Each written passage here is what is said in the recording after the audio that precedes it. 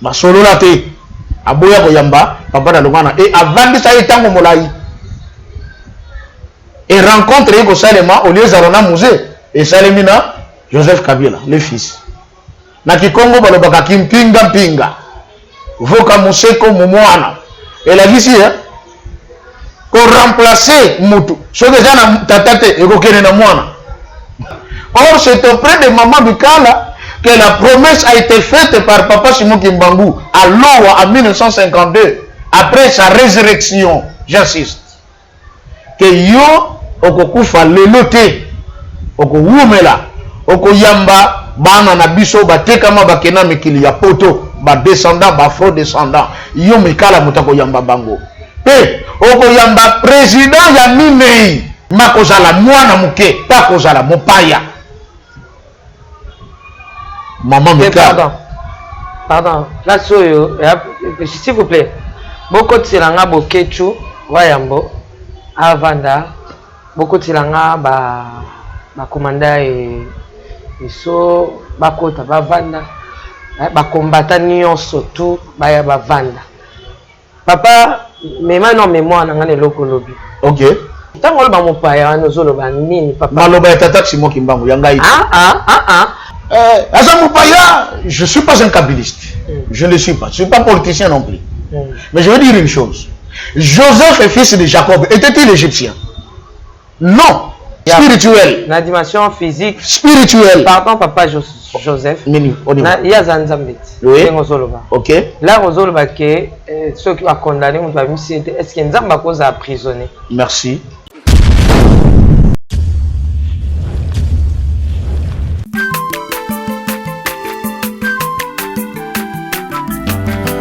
Mwana moto te po akosangai abongwani pete po awangana Nzambe ya le Nazarien, le Nazarien, le Nazarien, le Nazarien. Bana kitoko koma mukundima atako babakola ke mafuta na musakolima lelo ya yobolingo bateli le Nazarien. Pamboli oye mona na katempeni mama kandelobi kolabye mapapu masope mafuta toko kesitana longo na nzambe oyo babenga na makomi. Avant toi il n'y avait pas de Dieu, après toi il n'y en aura point. Il s'appelle Elohim et le lion, Jésus-Christ de Nazareth, notre roi, notre sauveur et Seigneur. Bien-aimés dans le Seigneur, bienvenue chez vous, chez les Nazaréens. Nous vous disons, on est ensemble, il n'y a pas de souci. Christ reste le même, hier, aujourd'hui, éternellement, comme je disais tantôt. La princesse, maman Tiffany Mokwa, dans vos maisons, partout vous êtes en ce moment. Dans cette émission avec l'homme de Dieu, le pasteur Joseph. Donc, c'est bel et bien lui, mon invité de ces derniers jours dans mes colonies. Toujours à la Zalana, papa Joseph. Mais avant de dire bonjour à l'homme de Dieu qui est déjà ici avec nous sur ce plateau, je demande à la régie de nous balancer ces cantiques pour le plaisir de tous ceux-là, Balandara les Nazaréens, aussi Joseph Junior. Hein, ces derniers temps, on a changé, ce n'est plus Périn, donc on a changé danse avec nous. Papa Guy Labala et les enfants depuis l'Afrique du Sud. God bless, régie à vous.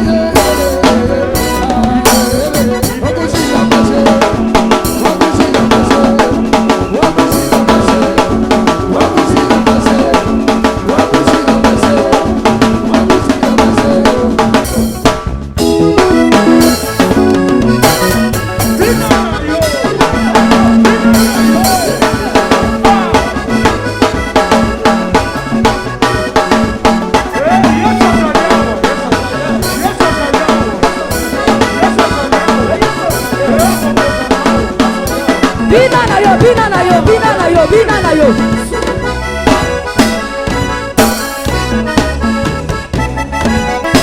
Vandisaye, vandisaye. Vandisaye. Vandisaye. Vandisaye, vandisaye, vandisaye. Assisi son trône. Vandisaye, on y va.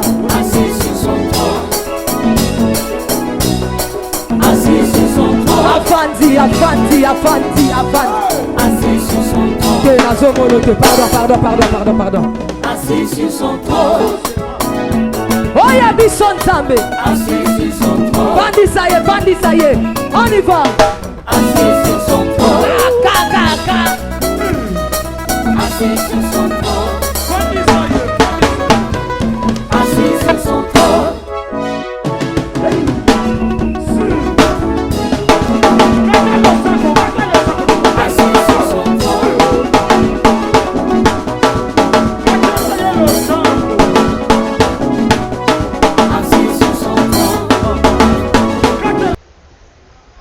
Basolo la te aboya koyamba papa na longana et avant ça etango molai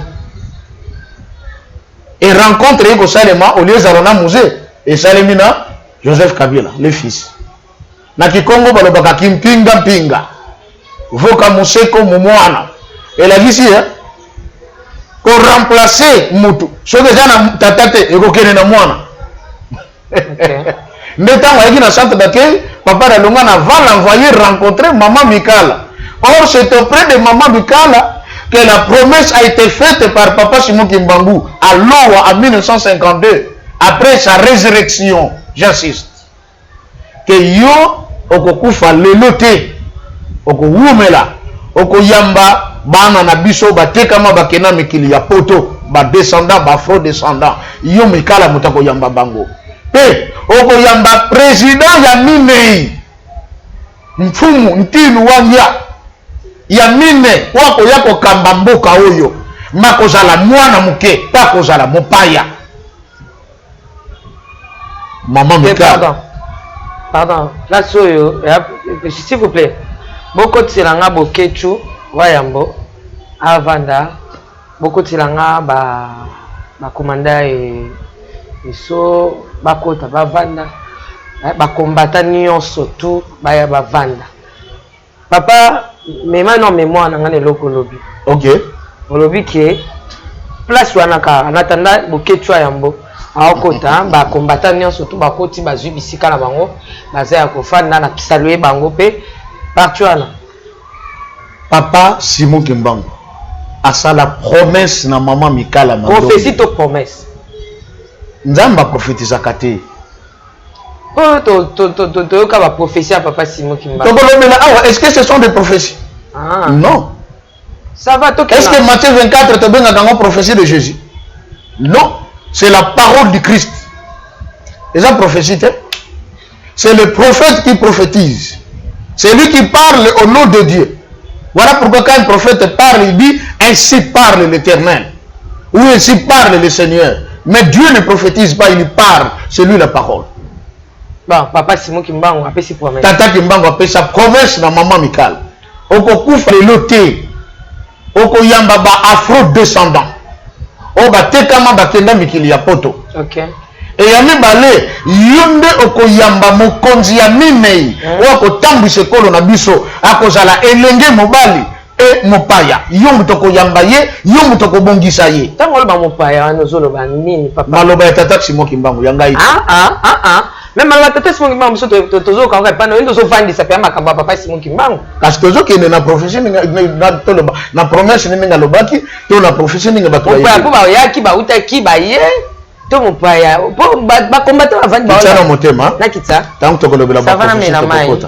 Bon, et commandant Eso, n'a pas tout continuer, mais. Omoni, papa, je sais pas.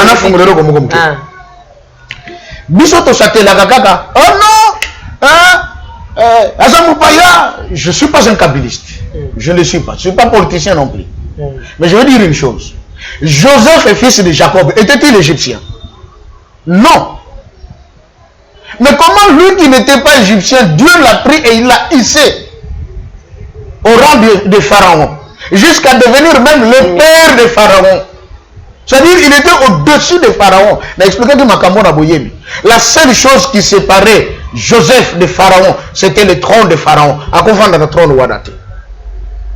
C'est la seule chose qui séparait Dieu d'Adam, le trône de Dieu. Adam était égal à Dieu. Oye akonza mokili, nzambe akonza lola pe mokili. Mais na mokili a dit Adam comme maître de tout le jeu. Mais ce qui séparait Adam de Dieu, c'est le trône de Dieu. Ainsi, nzambe a symbolisé Joseph et Pharaon. Pharaon a dit, tout ce qui me séparera de toi, c'est mon trône. Mais je te donne tous les pouvoirs sur l'Égypte. Batunyo so ce que je le kafo ba fuka mela kayo. Mais Joseph en Égypte, on s'est prosterné devant lui. Ce n'est pas parce qu'il était Dieu, non, il ne l'était pas. Mais il était une autorité élevée. Et c'est ainsi, maman Tiffany. Vous savez, on n'a pas embattu. Congo, ils ont des Congolais, n'est-ce pas? Mais Nzambe ta mazo tala que toujours que les kaka toujours a luki mutomoko aye. Savez-vous que le président Kabila a fait beaucoup de choses pour Simon Kimbangu que les gens ne connaissent pas? Tel que quand le président Kabila prend le pouvoir, il va faciliter l'exhumation. OK?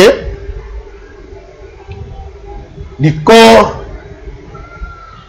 ou le retour du corps de Maman Mouil, Maman Kinzembo dans la Nouvelle Jérusalem. Et jour d'ailleurs, basali mausolée à Maman Mouil. Na ouverture nango, motake katariba, Maman Livlem. Nango ibisole pourquoi Mikolo Zoya. Le président Joseph Kabila est celui qui a eu le courage de dire Simon Kimbangu a été arrêté injustement. Chose que Kassavoub n'a pas faite. Chose que Mobutu n'avait pas faite. Chose que Mouzé n'avait pas fait. Mais Joseph Kabila dit, cet homme était arrêté injustement. On doit revoir son procès et le rendre libre. C'était le cas. C'était la révision du procès de Tata Simon Kimbangu. Vous savez pourquoi? Et là, les gens n'impactent. Ce qui m'a candidat yo maman Tiffany, m'a condamné yo. Et qu'on peut faire la prison sans être acquitté. Votre esprit est prisonnier. Et il faut le savoir, depuis le 3 octobre 1921, que Tata Simon Kimbangu avait été condamné à mort. Et puis, Balobi, bon, eux à la condamnation à mort, prison à perpétuité. Balobi à perpétuité. Balobi temporel à perpétuité. Donc, tant que Tata Kimbangu na prison, Nanenga dit beaucoup en hôpital à Sendwe. Tata Simon Kimbangu était prisonnier. La dimension spirituelle. La dimension physique. Spirituelle. Pardon, papa Joseph. Il y a Zanzambet. Oui. Ok. Là, Rozoloba, ceux qui ont condamné, est-ce qu'il y a un cause à prisonnier? Merci. Il y a Zanzambé, à ta condamné qui est en prison. Tout ça. Est-ce que l'esprit Zanzambé cause que en prison? Merci. Et ça m'a mis en Zambé. Qu'est-ce que je veux dire? Savez-vous que Christ est en prison 2 fois? À côté de prison 2 fois. Expliquez. La première prison de Christ, il était libre, il se promenait. Mais Satan dit qu'il a banda musala. Voilà sa révélation à mon sang. Tous les 30 ans, le Christ était emprisonné par les diables. Les diables ne veulent pas. Il attendait le temps. Et il verrait durant les 30 ans de son existence, on parle de certaines choses, mais pas tellement en profondeur. Grandeur ne mona de tangongonge koki, à côté na mai, era bimi. Pour que abima réellement d'emprisonnement, il faudrait que l'esprit du Père l'habite. On lit mon sang Kiti, à côté na katnaï. Ce jour-là, il n'est plus Jésus, il devient Yeshua Hamashiach, donc Jésus le Christ. Depuis abondamment, tu as dit que la Christ était. Mais mon côté na mai tango abimi a commis le Christ, motasik, motomusus. Accueilli na jeûne 40 jours, 40 nuits, te yebi les 3 éléments de tentation de Christ. Mabanga ebongwana, mapa. mi boaka na yo ako permettre te na ba angelo batika yo le colonel yo et que le RT. Ça c'est l'orgueil. Ya bisato adore moi na ko pesa mon kilo no se peut pesa melanga. Kolo so alobaki te que na Satan ti a menti mon kilo pesa mela yo te. Il dit c'est la vérité. Manobaki tu adoreras le Seigneur ton Dieu et tu le serviras lui seul. Satan comprend que oyo akokari na Adante na kokokari te. C'est ainsi que Paul a dit Christ est le second Adam, lui qui n'a pas péché. Il est venu pour restaurer le premier Adam. Tout ça dans le domaine évangélique. Merci Papa Joseph. Tout ça toujours en attendant maintenant pour qu'on va comprendre au lobby que Yesu Masia azaki na prison selon révélation na yo. Na ba cette révélation est vraiment basée. Pour Yesu et mon affaire Chakana, avec sa maman naïe. Mon heure n'est pas encore arrivé. Ça on te pour azaki na prison parce que naïe et kokaki na noté. Pour ce peut-être le bito que na on a révélation. Ndenge zo bimsaka ba révélation. Inspiration. Les chauffeurs hein. Na hotel sabato que kolo sa kota ka prison. Zela, data na tikela ko ta hotel sinon to hotel ça. Quand la révélation nga na onzo. Parce que le bien banay na 30 ans parce que zaki na prison. Mais il mo ka de sa propre bouche que il attendait le temps na fait Chakana. Mais ce peut aussi sur la révélation on a 30. Tozo mon peuple Israël na kati na Égypte basali 430 ans. Or le Seigneur les avait promis 400 ans. 30 wana fallait Jésus récupérer en boto lango bango à consommer en point ya osala 3 ans pamba. Mais pourquoi ce bois il y a une révélation par yo lobby papa. Na boyango le pourquoi na obse le pourquoi. Pourquoi? Bana Israël fallait basala 400 ans babima. Ceux qui 30 ans et baki samaka parce que tango Moïse aye ko yebisa bango que le temps est arrivé pour biso bima bandimela kayete. Nzamba bakisa qui 30 ans pour un préparatif ya peuple. Tu vois dans la dimension, la dimension physique, dans la dimension il y a révélation peu. Merci. Il y a une prison. Est-ce que moi peut-être Bible dit que Jésus a quitté prison? Moi mission la révélation. Na kutana shangwa. Qu'est-ce que ka papa ça Bible boy dans la Bible. Pour comme ma révélation et ça makam soso.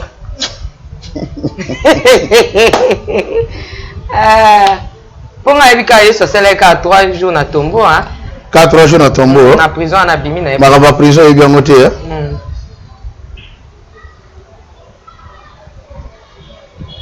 Vexé.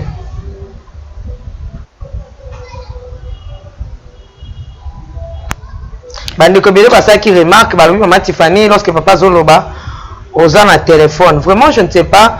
Téléphone nga na zalaka parce que et dakanga il ko récupérer ba vexé ko tala makambo Zoloba ko sala parce qu'en pleine émission bilo papa Joseph asalaka alobaka soki oza nini te aleki au vers accueil. Alors ndo mona kala ça accueil na yaka kozonga la sima parce que nazo vérifier nazo tala nazo sala nyonso compé na kotika téléphone nazo kaye na bic. Donc c'est la même chose. Merci beaucoup papa. Le lorsque biso mbaye to koti na téléphone na na saboter muninga. Merci papa Joseph. Bon. Ce qui te joue livre ya Matthieu hein. Matthieu. Matthieu chapitre 26. Na rien d'abord te comprendre sans ça comme nana loba. Matthieu 26. J'ai la maman. Dans le Bible, que Christ a été dans la prison 2 fois. Quand je dis la première fois, durant les 30 ans, ça c'est la parole de Tata Kimbango. Alors, il y a 30 ans, il y a silence. Parce que Satan a dit qu'il y a la bongo. Il y a 30 ans, il y a bolo kopona kokango la moto moyindo. Maintenant, de façon physique, quand est-ce que le Christ est entré en prison? Vous avez dit qu'il y a un mercredi. Hein? Tango ba wuti na Gethsemane. Nangi d'abord Rolanda o comprendre ngai. Awuti na Gethsemane. To ba maki na Gethsemane para ko sambela. Judas ake ayukani na ba sacrificateur. Que non ngai na yebiye. Pe na yebe sika ke ina minute oyo. Bazu 30 deniers ba pesiye. Ndenge pe ba pesa ka 30 francs na tata makutu na tata mpio dipona ko teka tata Kimbango. Et na butu nango Judas aye na basoda na ba sacrificateur ba mati na Gethsemane ba ye kokanga nkolo Yesu. Qu'est-ce qu'on dit? Tango ba kangiye ba bandi ko gifler tout ça, Yesu atoni qui cherchez-vous? Ba tona so ba ye ko lugaye ba courir. Chemanango ba teremi. Bon ami pesi. Pierre atala bino makambo za la kate. Marcus ayaka wana Pierre asanini akati litoi.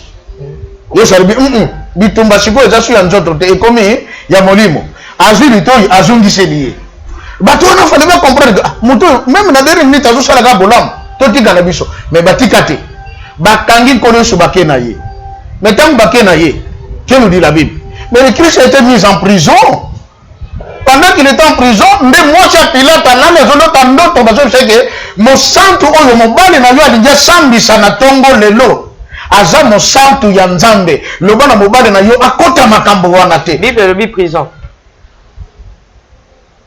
Mais quand on avait dit allez le faire sortir de là où vous l'avez placé, c'était dans une prison. Les gens ne se rendent pas compte. Papa Joseph. Bazalaka Bangomi Balé, Barabbas, vous vous rappelez? Oui, je connais. Ils étaient où les deux? Tant que Babusaka Bango pour Bango Sam. S'il vous plaît, papa Joseph. Oui. Par contre, vous n'avez pas Rosala.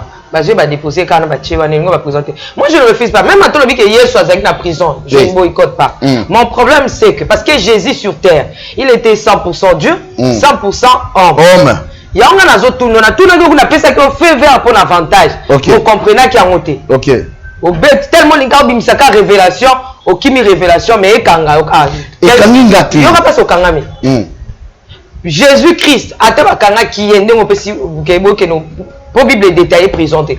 Mais selon ma canicina, ok, puis surtout comprendre que c'est Kazaki enfermé, soit Bacha qui est na tante nan. Par contre, tu as la tante, pour que nous bimse pas ça zali. Tobo ite to zawanate. Mais le problème c'est les alliés sous bakanga qui est lokola moto 100% homme. Pas lokola nzambe. Pour bakanga nzambe te. Pour mutu moko te na mukilo azana makoki okanga nzambe. Soki papa Simon ki manga nzambe, c'est que mutu ta ko okanga ye. C'est que bakanga qui est la dimension ya mutu. Là, je suis d'accord avec vous. Mais c'est ce que je dis, maman. Non, vous ne m'avez pas dit ça, papa. Papa, Ndeko, Baola, Nabiso, Baola. Papa, la Bible que Yesu Bakanga qui est deux fois. Il y a des bons son arrestation, c'était d'ordre spirituel. Un combat entre lui et le diable. 30 ans de silence. Mais lui, c'était physique. Et il y a 30 ans de silence, on peut te convaincre. Bon, on a compris qu'on forçait parce que ça oui. Ezali likambo ya révélation. Les révélations on a révélé, c'est peu musu pas révéler pe na tawana ba révéler pour Yesu yé moko mkolo nzoto ba so tangu na ngande kokite. Ça na ngote po ba kanginga mais femme mon heure n'est pas encore arrivé. Ça on kamte ki ba kanginga on na ko sala te. Ngai deuxième position na ko tout na yo que papa Simon ba kangi le lokola 100% homme to 100% Dieu. Je disais ceci. Ce qui moutou, d'abord moutou, je prends l'homme, bakangi yo, au koufeli na prison, sans être acquitté. Même votre esprit est prisonnier. Oui, parce que non, mais maman, papa Joseph, non, on a sonné. T'es pour que sonné te. Non, on a dit ça. Parce que non, mais moi, quoi na kokuya te. Quand question na ngezabwe. Papa, na bina posa quoi, c'était pour mailler les magasins. Papa Simon Kimbang, on lobby na biso aza Nzambi. OK. Nde na procédure to non que papa Simon aza Nzambi. OK. Siko bakanga qui est lokola 100% homme to 100% Dieu. Place ngana zaka yango na question simple. Dans le Bible,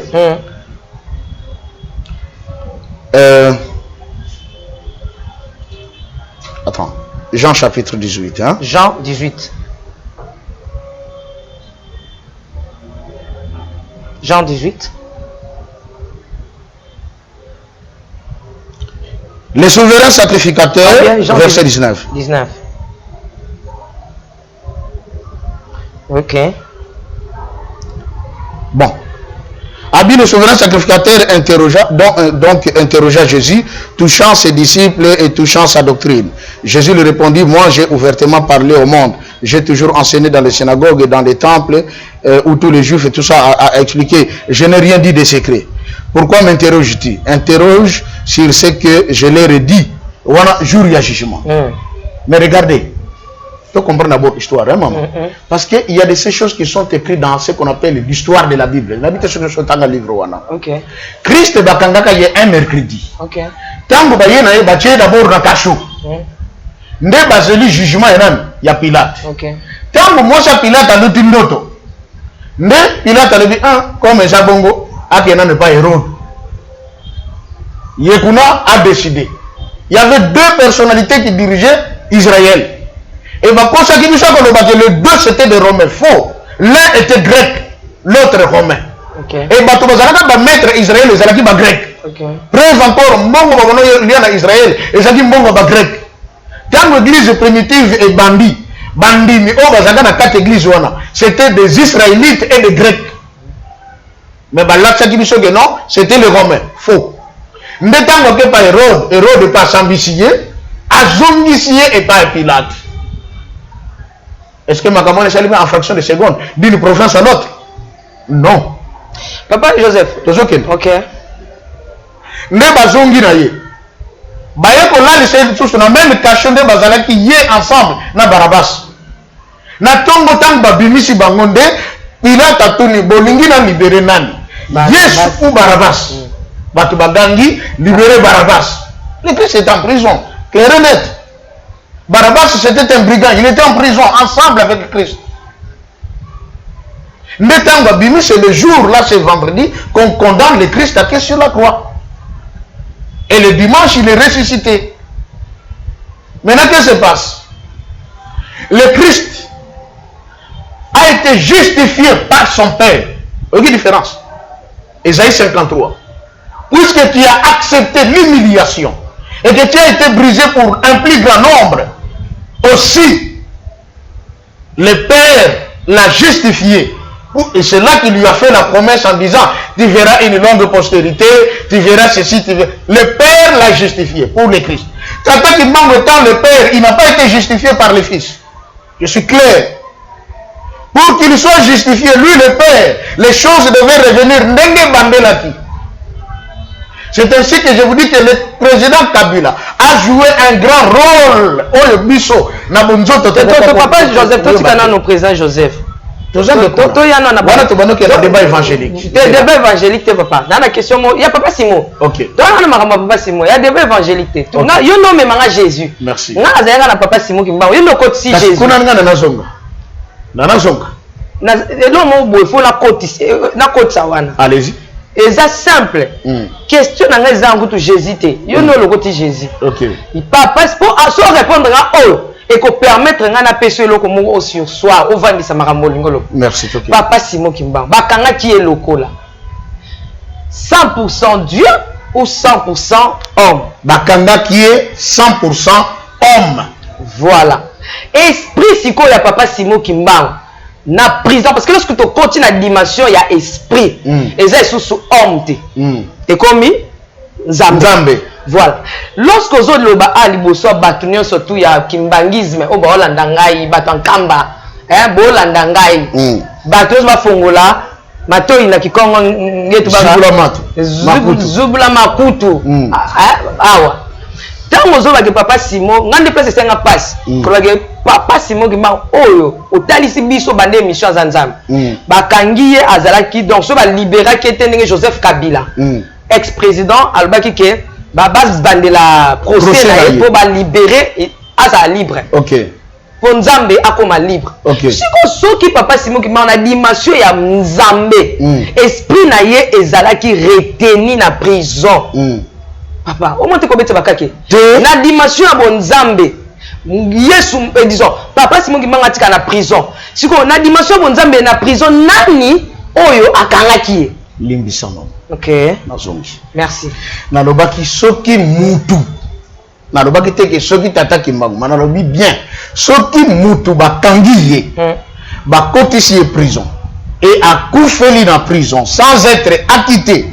Mutu wana na esprit na ye bango bibale bazaba prisonnier. C'est ce que j'ai dit. Et je reviens dire ceci. Tata kimbangu le 10 septembre. Le 10 septembre 1921 c'était un samedi. Yoka malobanaye. L'autorité coloniale belge va imposer un long silence à mon corps physique. Mais il ne sera pas capable de retenir mon corps spirituel. Car en ce moment-là, mon esprit entrera en combat contre les esprits méchants du monde de ténèbres qui sont venus nous coloniser. Et alors je me mettrai à l'œuvre pour accomplir ce dont je suis venu accomplir sur la terre. Yango, Tata Kimbangu en prison, mais on voit Tata Kimbangu partout parce que spirituellement il était libre. Zolo Babongo, là je crois. Mais lorsque on est du côté que papa, disons, le ex-président Joseph Kabila a eu de la procès, non, on est Abimi Banda à la rencontre, il y a révélation, il y a papa Simon Kimba. C'est là, commissario Nesikawa. Commissario. Ce qui président Kabila a yaki pour reprendre le procès à Tata Kimbangu Zanatina. Parce que aux yeux des hommes qui ne sont pas spirituels, ils savent que Simon Kimbangu est prisonnier. Kabila vient, il dit, cet homme qui a été considéré prisonnier, on veut d'abord savoir, et le connu dans Salaka et Mabé, où il y a en sorte que Aza l'a condamné à la prison à perpétuité. Bazoum de le procès, on va se rendre compte que c'était innocent. Un homme qui était venu pour le salut d'un peuple. Un homme qui était venu pour que ceux-là qui étaient des esclaves soient égaux ou égaux à ceux qui sont venus faire d'eux des esclaves, parce que la seule chose qui nous différencie, c'est la peau. Mais si on blesse chacun de nous, le sang est rouge. Mondela Zana Makila, il y a vérité. Il y a rouge, tout comme Mutumundo. Et on avait fait de l'homme noir un macaque qu'il faut aller exhiber. Naba zo boye kotala makako ya sikatomoni na Congo bazanga ba poil menzo keza batu. Tata Kimbangu est venu pour réhabiliter cet homme, qu'il soit au même pied d'égalité que l'homme blanc. Alors le président Kabila dit, on doit reprendre ce procès. Cet homme, nous devons le déclarer libre. Pas que Azalasono Makanisha Batu comme étant prisonnier. Ainsi, lorsque le procès a été fait, on va déclarer que Tata Simon Kimbangu est libre. C'est le jour qu'on va lui ouvrir sa prison de Mbanzangou, dont la chambre ne s'ouvrait pas. Il y a des mystères dans ma il y a Tata Kimbangu Matifani. Chambre banako fungwa mate, mais mon corona bakeko fungulango. Et puis papa Simon Kimbangu qui dit makambonio se kangamelaki na Mbanzangou et pour fungwa melaka gape na Mbanzangou. Alors, du moment où on déclare Tata Simon Kimbangu comme étant un innocent, c'est pareil au Christ. Oui, mais le jugement Christ est là sur la croix. C'est ça la vérité. Les deux voleurs qui étaient avec lui, Moko a condamné Kolo Yesu. Que non, il n'y a pas seulement pas sur le corps de Bisso. Ce que j'ai à se libérer, à libérer Bisso. Non, j'ai dit la droite à l'obéir. On s'en a pour bangater. Il y a à Salimini. On le justifie déjà sur la croix. Mais peut-être qu'on n'avait personne pour le justifier à sa mort. Joseph n'a justifié. Il a été condamné. Et Joseph vient pour justifier Tata Kimbangu. C'est grand. Voilà pourquoi il a été choisi pour être président. C'est pas en fait. C'est pas un problème, mais Ngana Zoya a toujours la justification. Ok. Papa Simon Kimbangu est venu pour libérer le noir. Ok. Parce que lorsque Yibimi Balé, Oyo, Bazaki na Christ na croix, Balobi, Jésus, Alobi, Elo Morote. Alobi le côté. Alobi le côté. Awa favoriser qui Alobi, Ozalananga Lelo. Na Kemba Tatananga. Ok. Mais non, Tuna. Pourquoi pas votre papa Simon Kimbangu à la taber wana ya asale loko? Parce que ya qui ne peut pas. On tient que c'est innocent. On m'a dit que pour wana topé titre wana ya sauveur ya ba noir et kolongwa parce que ya ngonde mutu parce que à la tagi titre wana ya on sala ke ba bomela ya on sala ke mindele ba inela ye mais pour nani te ko tike na po wana pour epesa ye ba zaza na ba galon na ye wana ya on dezo sala ke to benga ye sauveur de noir de bozo benga pe azanzambo aze sauver ba posto moindo mais tant bo innocence bolobi ke aza innocence ko tina ni to ko ba ke ya ye ko libérer ba noir d'abord rendre innocent. Mais donc ça revient au même au Christ. Ça revient au même au Christ. Parce que dans les Lévitiques on dit qu'ils sont maudits quiconque est pendu au bois. C'est déjà Moutamassoum. Christ a dit, la Bible dit, lui qui était sans péché, il s'est fait pécher à cause de nous. Il s'est fait. Azalaka sans péché. Donc lui aussi, à cause de lui, il y a un innocent. Azalaka Moutamassoum. Mais à cause de Massoum, il y a yo, Nanga, Christ a couché sur la croix. 3 jours après, à Sepoui. Tata Kimbangu a Salam Moutoumabete. Mais à cause, il y a Boumbu, il y a yo, Nanga, Ambimi Boloko, il y a 30 ans.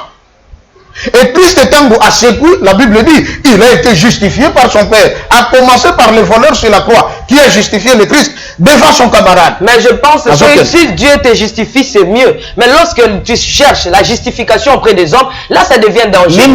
Là ça devient dangereux.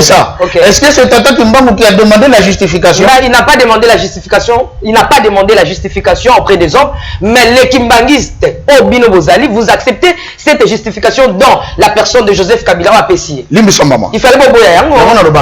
La pasteur, pose la macasse na recherche. Savez-vous que Yesu Tango Koufaka, malgré ce qu'on m'attend l'écolo, beaucoup de gens avaient toujours des doutes sur lui. Là, va préjuger Makambebele. Quand est-ce que la vraie justification de Christ a eu lieu? C'était en 325, la concile de Nicée. Le roi Claude, Constantin et tout le reste, femme qui m'a dit non, cet homme, on ne peut pas continuer de garder la position où le batou, il est le fils de Dieu et il est Dieu. C'est ça la vérité. Le Christ a été justifié aussi par les hommes. C'est écrit dans Timothée, Dieu a été écrit aux nations, justifié par les hommes. C'est écrit dans la Bible. Mais c'est ce que j'ai dit, je ne me base pas aux justifications des hommes. Parce que d'ailleurs, Jésus lui-même a se basé sur la justification en athée. L'homme peut s'avexer que son Père l'a justifié. Maintenant, moi, je dis, c'est juste inconstant. Oui. C'est ce que j'ai dit. Moi, je préfère ces Simon Kimbangu. Oh, Aza non justifié, Akoufa Bongo, s'il vous plaît, papa Joseph, moi je préfère ces Simon Kimbangu, oh, bah justifié na président Joseph Kabila, mais Akoufi, na bagalon oyo, ya, ko sauver ba noir, on bindele baboye, abeta mi pour na ba noir, 30 ans na prison pour na ba noir, pour na rubik sa poso moindo. Je préfère ces Simon Kimbangu, mais je ne saurais supporter ces Simon Kimbangu qui est justifié auprès d'un homme. Laurent Nganayo a justifié et puis vous les Kimbanguistes, au lieu de boycotter ça, vous acceptez c'est ça. C'est là bon c'est là on peut moi disons principe moko boyebo valorisons na lolenge moko. Or et Seigneur Nabino boyoka soki lo les justifia qui papa Simon Kimbangu. Si justifié qui était restons dans le calme, acceptons ces Simon Kimbangu à celle musala nyo sopona biso. Toujours qu'un des moments. Nous allons nous précéder. Bilo et ça va. Que le Christ a été justifié en 325 par les hommes. On va déclarer qu'il est le Fils de Dieu. C'était en 325 dans le concile de Nicée en Turquie. Kasi batupet. Et ça chez moi nzambe to ko longa ngote. Batupet ne basangana ti. Babino on doit revoir la situation de Jésus. Kuna ba condamna kaye pa ya Ponce Pilate. Et il a été placé, ça revient quand même. Mais je dis, ce n'est pas dans la Bible. Pardon? Ce n'est pas écrit dans la Bible. Mais c'est ça le problème. Regardez. Le grand problème, c'est ça le réveil. Le grand problème qu'il y a dans le réveil, les gens sont bornés sur la Bible. Bornés, je dis bien. Or, Dieu n'est pas seulement dans la Bible. Vous avez dit la fois passée. Il y a le logos, il y a le réman. Il n'y a pas que la Bible. Et je vous ai dit encore ici que la Bible que nous lisons n'a que 66 livres. Mais la vraie Bible a 115 livres. Ça n'a 115 moins 66. Combien de livres qui restent que les pasteurs n'ont pas dans leurs mains? Je peux vous détailler l'histoire de ce qui s'est passé. Il y a voleur sur la croix Tangwakoufa. Et Rakota Kilola. Et le temps d'Engedim. Livre dans la Bible. Mais Nicodème a écrit ça. Moi je l'ai. Ce voleur à côté de la Lola, il n'a pas de pasuka. Même sur la croix. Film non, voleur on a sur la croix, il est mort après Jésus. Parce que Jésus lui avait dit, il faut que j'aille vous préparer une place. Et Christ est monté au Koufaki. À quel moment c'est les places, voleur aille pour l'anda. Mais Christ a demandé, quand tu entreras dans le paradis, si un ange te demandait pourquoi tu viens ici, en habit déchiqueté, dis-lui le Christ m'a envoyé. Et ce voleur est entré dans le paradis. Nicodème dit, cet homme reste dans le paradis de Dieu jusqu'aujourd'hui. Pour rendre témoignage au dernier jour. Mais la Bible est en déjà.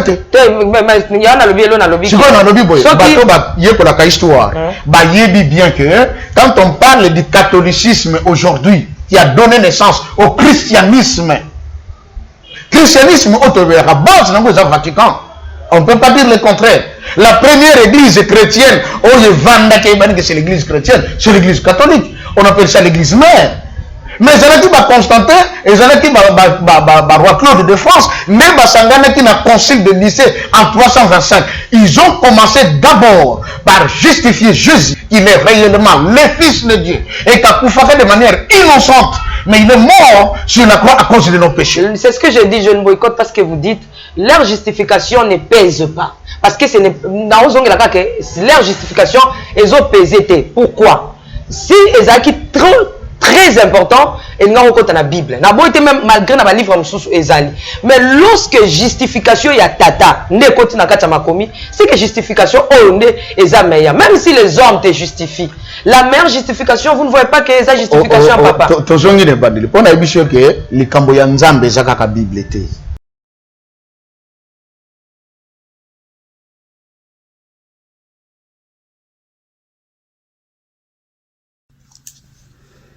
Hi guys, this is Nee. So I wanted to do this video for my fellow co-workers that are in the medical field. I wanted to share with you about this new stethoscope that I got. So I had a Littmann before, it worked fine, but people were raving about this this brand. It's called MDF Instruments. So maybe some of you know it already. For those that don't, I want to share with you that this is a fantastic stethoscope. The sound is amazing. The sound is amazing, and this happens to be titanium, so the quality is very strong, it's durable, and they have different types of design you can pick from. I chose this because I really like it. It's the breast cancer, and I love the fact that it has these encouraging words on it. It says strength, courage, faith, hope. So I love it.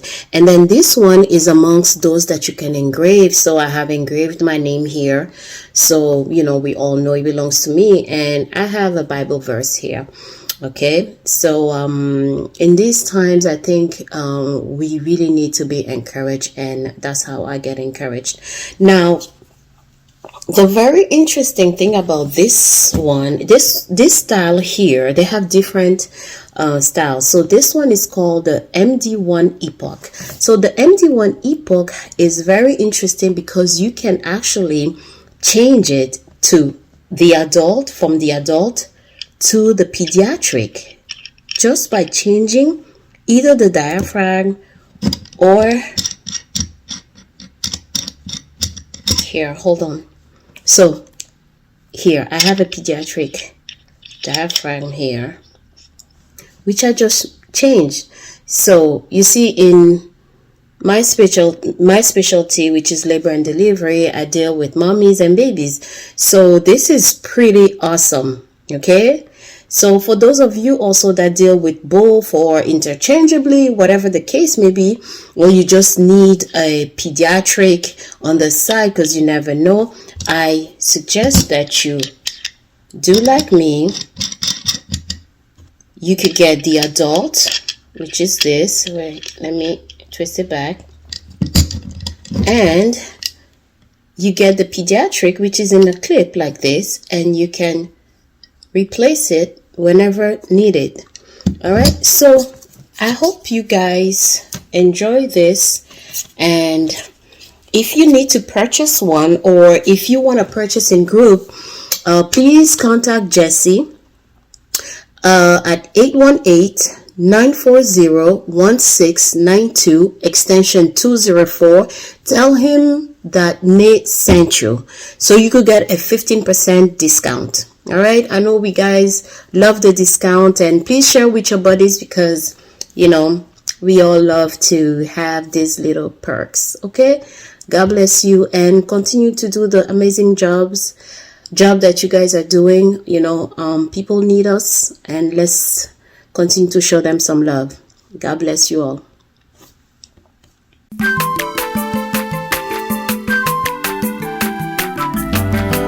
Mwana moto te po akosa ngai abongwani pete po awangata Nzambe ya le Nazarien